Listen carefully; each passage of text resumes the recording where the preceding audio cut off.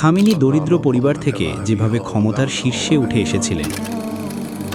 ইরানের মাশহাদের একটি ধর্মীয় পরিবারে ১৯৩৯ সালের ১৯ এপ্রিল জন্মগ্রহণ করেন খামেনি। ৮ ভাইবোনের মধ্যে তিনি ছিলেন দ্বিতীয়।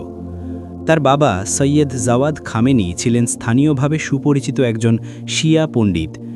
মা খাদিজে মির্দামাদিও একজন ধার্মিক নারী ছিলেন।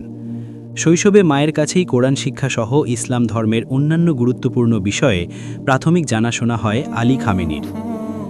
তার মা খাদিজে মির্দামাদি কোরআন তেলাওয়াতের কণ্ঠ খুব ভালো ছিল। তিনি এটা উল্লেখ করেছেন যে শৈশবে তার চরিত্র গঠনে মায়ের ভূমিকা ছিল অত্যন্ত গুরুত্বপূর্ণ। খামেনির বয়স যখন ৪ বছর, তখন বড় ভাই মুহাম্মদের সঙ্গে তিনি স্থানীয় একটি মক্তবে যাওয়া শুরু করেন। নিজের স্মৃতিকথায় খামেনি বলেছেন তিনি মক্তবের শিক্ষককে ভয় পেতেন। জানা যায় খামেনি শৈশব কেটেছে অভাবের সংসারে। দারিদ্র্যের বর্ণনা দিতে গিয়ে তিনি স্মৃতিকথায় উল্লেখ করেছেন যে ছোটবেলায় তাকে ও তার পরিবারের অন্য সদস্যদের মাঝে মধ্যেই ক্ষুধার্ত অবস্থায় ঘুমাতে যেতে হতো। এছাড়া মলিন ও পুরনো পোশাকের জন্য শৈশবে খামেনিকে তার মাদ্রাসার সহপাঠীরা প্রায়ই কটাক্ষ করত। এ নিয়ে মাঝে মধ্যে তাদের সঙ্গে ঝগড়া বিবাদও লেগে যেত। স্মৃতিকথায় মিস্টার খামেনি উল্লেখ করেছেন যে ছোটবেলায় তার একজোড়া ফিতাওয়ালা জুতোর খুব শখ ছিল। মক্তবের পর স্থানীয় একটি বিদ্যালয়ে ভর্তি হন আলী খামেনি। যদিও তার বাবা সৈয়দ জাওয়াদ খামেনি পাশ্চাত্যের শিক্ষা ব্যবস্থার বিরোধিতা করতেন। ছোট থেকেই আলী খামেনি চোখে কম দেখতেন। দুর্বল দৃষ্টিশক্তির কারণে তিনি শ্রেণীকক্ষের ব্ল্যাকবোর্ড ও শিক্ষকদের ঠিকমতো দেখতে পেতেন না। কিন্তু দীর্ঘদিন পর্যন্ত বিষয়টি কেউ ধরতে পারেনি। ফলে তৃতীয় শ্রেণীতে পড়া পর্যন্ত তাকে ভীষণ বোকা ও অলস ছাত্র হিসেবে বর্ণনা করা হতো। দুর্বল দৃষ্টিশক্তির বিষয়টি ধরা পড়ার পর চিকিৎসকের পরামর্শে খামেনি চশমা ব্যবহার শুরু করেন। এরপর তিনি লেখাপড়ায় নিজের উজ্জ্বল প্রতিভার স্বাক্ষর রাখতে শুরু করেন এবং এক পর্যায়ে বিদ্যালয়ের শীর্ষ মেধাবী শিক্ষার্থীদের একজন হয়ে ওঠেন।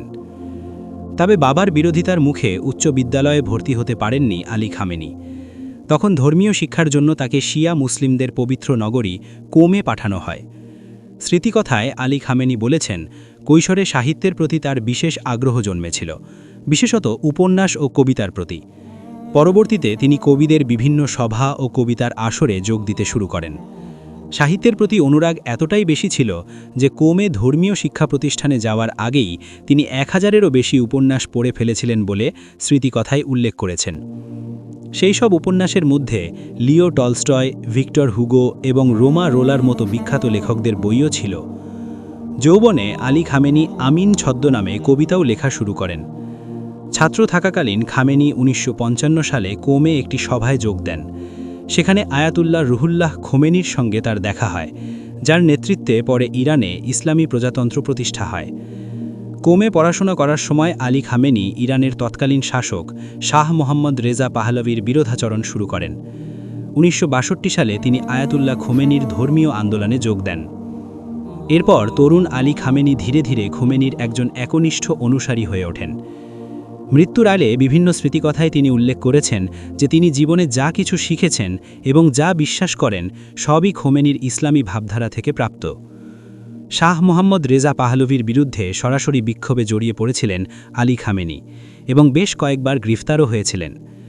বিপ্লবের আগ পর্যন্ত আলী খামেনির রাজনৈতিক কর্মকাণ্ড মূলত মাশহাদ শহর কেন্দ্রিক ছিল। এরপর ১৯৭৭ সালে তিনি সপরিবারে তেহরানে চলে যান। একই বছরের ডিসেম্বরে গ্রেফতার এড়াতে আলী খামেনি ইরানের দক্ষিণ পূর্বাঞ্চলীয় বৃহত্তম প্রদেশ সিস্তান ও বেলুচিস্তানে চলে যান। ১৯৭৯ সালে ইরানে ইসলামী বিপ্লবের পর তিনি পুনরায় তেহরানে ফিরে আসেন।